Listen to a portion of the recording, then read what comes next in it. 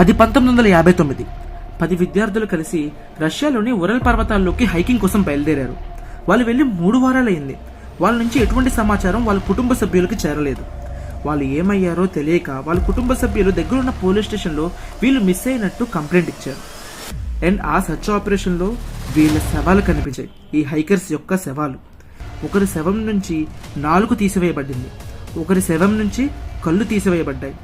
అసలు వాళ్ళ ఒంటి మీద దుస్తులే లేవు, ఒక్క అండర్వేర్ తప్ప. మిగిలిన వారికి చాలా గాయాలు కనిపించాయి. లైక్ స్కల్ విరిగిపోవడం, రిబ్స్ విరిగిపోవడం ఇలా జరిగాయి.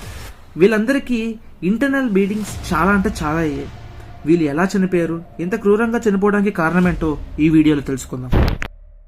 1959లో 10 విద్యార్థులు కలిసి ఉరల్ మౌంటైన్స్కి 14 రోజులు హైకింగ్ ట్రిప్ వేశారు. ఆ టీంకి ఇగోర్ డాల్ట్లో లీడర్గా ఉన్నారు. 10 మంది విద్యార్థులు చాలా ఎక్స్పీరియన్స్ ఉన్న హైకర్స్. వీరు 14 రోజులు హైకింగ్ ట్రిప్ ప్లాన్ చేశారు. వీళ్ళు టార్గెట్ రీచ్ అవ్వడానికి 7 రోజులు, ఇంటికి వెళ్ళడానికి 7 రోజులు, ఇలా 2 వారాల ట్రిప్ అన్నమాట. వాళ్ళు వెళ్ళిన మొదటి రోజు ఎటువంటి ఇబ్బందులు లేకుండా కరెక్ట్గా ప్రయాణం సాగుతూ ఉంది. క్లైమేట్ కూడా చాలా అనుకూలంగా ఉంది. అలా అని వాళ్ళ డైరీలో రాసుకున్నారు. వాళ్ళు చేసిన మంచి పని ఏంటంటే వాళ్ళు ప్రతిరోజు చేసే పనిని వాళ్ళు వాళ్ళ డైరీలో రాసుకుంటున్నారు. అండ్ 2వ రోజు అక్కడ జీవిస్తున్న ట్రైబల్ పీపుల్తో చిన్న గొడవ అయ్యింది. ఆ ట్రైబల్ పీపుల్ వాళ్ళని అటువైపు వెళ్ళొద్దు అని హెచ్చరించారంట. కానీ వాళ్ళు అటువైపు మేము వెళ్తామంటూ ఈ హైకర్స్ వాళ్ళతో చిన్న గొడవ పడి బయలుదేరారు. 3వ రోజు మౌంటైన్ ఆఫ్ ది డెత్ అనే ప్లేస్కి రీచ్ అయ్యారు. అండ్ తర్వాత రోజు అంటే 4వ రోజు వాళ్ళని ఎవరో ఫాలో అవుతున్నట్టు, వాళ్ళని ఎవరో గమనిస్తున్నట్టు వీళ్ళు కనిపించింది. కానీ అక్కడ ఎవరూ లేరు. తర్వాత రోజు అంటే 5వ రోజు వాళ్ళ బృందం నుంచి ఒకడైన యూరియుడిన్కి ఒంట్లో బాగోక అక్కడి నుంచి ఇంటికి వెళ్ళాలి అనుకుని ఇంటికైతే వెళ్ళిపోయాడు. యూరియుడిన్ వెళ్ళిన మరుసటి రోజు అంటే 6వ రోజు దట్టమైన అడవిలోకి వెళ్ళారు. ఆ తర్వాత రోజు 7వ రోజు వాళ్ళు అనుకున్న ప్రదేశానికి కొంత దూరంలో మాత్రమే ఉన్నారు. ఇంకా కొన్ని గంటలు వాళ్ళు ప్రయాణం చేస్తే వాళ్ళు అనుకున్న టార్గెట్ ప్లేస్కి వాళ్ళు వెళ్ళిపోగలరు. వాళ్ళని ఎవరో ఫాలో అవుతున్నట్టు, ఎవరో వాళ్ళని గమనిస్తున్నట్టు ఇంకా ఎక్కువగా అనుమానం పెరిగింది. అలా అని చుట్టూ గమనించారు, చుట్టూ గాలించారు, కానీ అక్కడ ఎవరూ వాళ్ళకి కనిపించలేదు. అదే రోజు రాత్రి ఆకాశంలో కొన్ని లైట్లు కనిపించాయి. ఆ లైట్స్ని వీళ్ళు ఫొటోస్ కూడా తీశారు. అవే ఫొటోసే ఇవి మీకు స్క్రీన్ మీద కనిపిస్తున్నాయి. ఆ రోజు రాత్రి వాళ్ళు క్రూరంగా చనిపోయారు. వాళ్ళు వెళ్ళిపోయిన 2 వారాలు దాటేసి 3వ వారం కూడా వాళ్ళ ఇంటికి రాలేదు.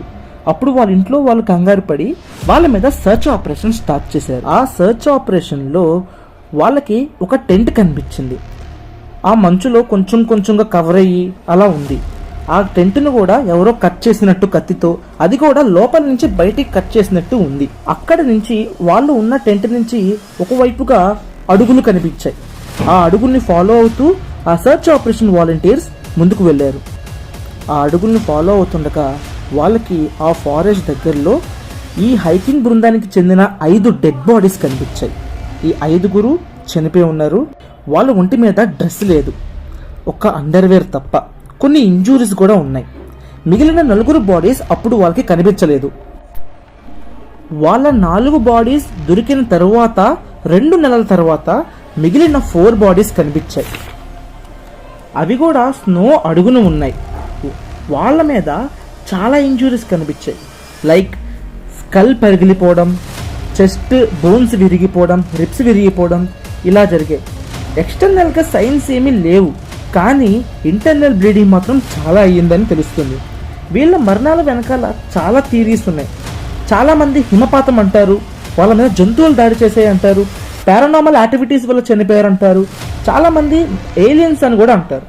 కానీ అఫీషియల్ సోవియట్ ఇన్వెస్టిగేషన్ దీన్ని ఎలా కంక్లూడ్ చేశారంటే అన్నోన్ కంపీలింగ్ ఫోర్స్ వల్ల వీళ్ళు చనిపోయారు అని. ఫారెన్సిక్ రిపోర్ట్ ఉన్నప్పటికీ డాల్టో పాస్ అనేది 20వ శతాబ్దంలోకి అన్సాల్వ్డ్ మిస్టరీగా మిగిలిపోయింది.